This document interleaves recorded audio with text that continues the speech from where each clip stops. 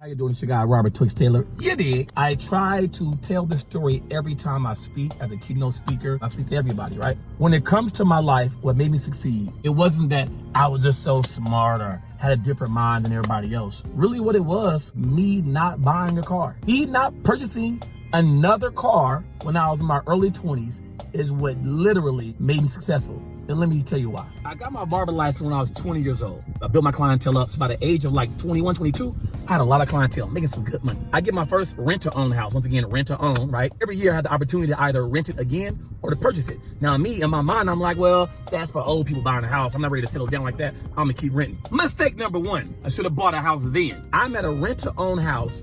I own 2 cars. Paid off cash. I had an Expedition. I just sold my new Camaro. Then I bought a Cadillac cash.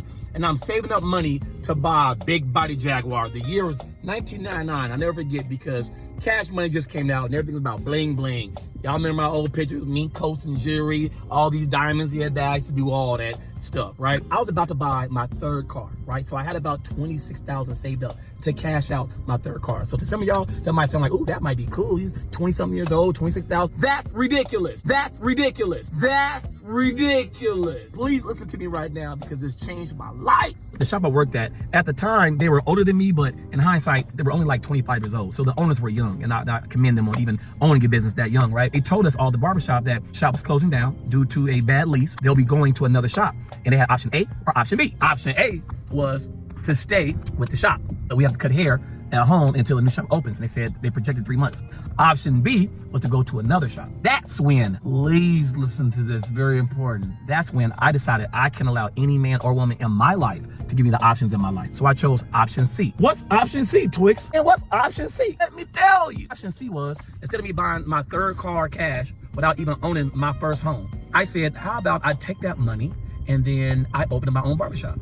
In my family, nobody was a business owner at the time. My dad sold life insurance, but nobody actually owned the business. So I had nobody to talk to. I didn't have any mentors. And I literally had to just find out on my own all this information, right? So what I did was I had a good friend named Bozy Thompson, and his father had a studio on Lake Mead, right off of 300 East Lake Mead in Yale Street in North Las Vegas. So I called Bozy up and asked for the landlord's number, which is Evan. I called Evan. I said, hey, there's a building that's available. It is 500 square feet. How big, Twixx? 500 square feet. So I asked the landlord, I said, well, I don't know how it goes, but how much is rent for this facility? He tells me for that space, it's $1 a square foot, which equals out to $500 a month. It was a 5-chair barbershop. And honestly, I didn't even plan on any barbers coming there. Just by myself, I was making more money paying rent at my shop versus working at another shop, which I hate to say it, that can't even happen now because rent now is starting like $2,500. But back then, you could get rent for $500 20-something years ago, but it doesn't exist anymore. Sorry for that. But I ended up getting 5 barbers quick. Like the best barbers, Leonardo, Bart, Ant, Big Imp, Razor, Mike. We had some really great barbers at Lake Mead Barbershop, Bahamaran, Dollar, E, Trev. I could keep going and keep going. Instead of me just living off that one shop, I took the money.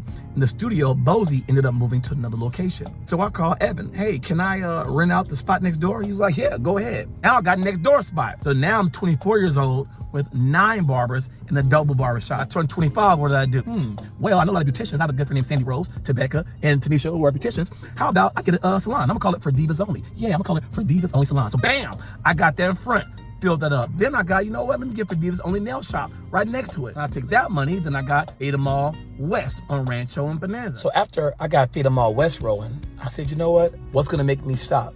So that's why I ended up purchasing Theta Mall 3 on Rancho in Washington, right down the street from Theta Mall West. Then I got Theta Mall Centennial on Durango and Grand Teton by Arborview. Then I opened up Theta Mall University and PhD Salon on Maryland Parkway. At the same time, I opened up Tatted Up, the first Black-owned tattoo shop in Las Vegas on Fremont Street. I also opened up Brand News, which was a high-scale used clothing store just for the community. Then I opened up Tailor Made Photography. Then I opened up Theta Mall Summerlin, and I became partners with my guy Patrick at Ivory Salon. In between that, I also, of course, did all my events, all the nightclubs, and me and my partners also owned exclusive Ultra Lounge and Cafe located in Commercial Center. And just, I was able to constantly invest in things I want to invest in. And I just said all of that, not to impress you at all, to impress upon you the significance of this whole story of me not purchasing that 3rd car. If I would have got that car, I would have not had the money for my barbershop. Now, I know everybody can't cash out a car, but if you're paying a car note, this is where this is going.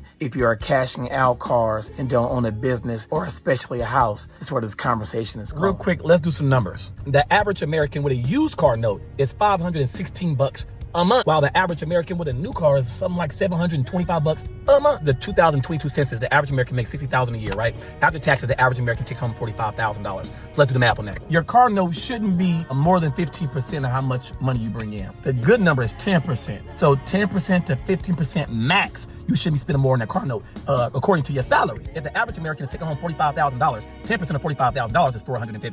15% of $45,000 is $500. Meaning the average American shouldn't be paying more than $500 a month on their car note. And guess what? That's including the interest. So the people who are paying a car note on the new car notes is over $700 a month. In a year, that's over $8,500. 5 years, which is the average car loan, that's over $42,000. You might be driving your dream killer. You might be driving your goal killer.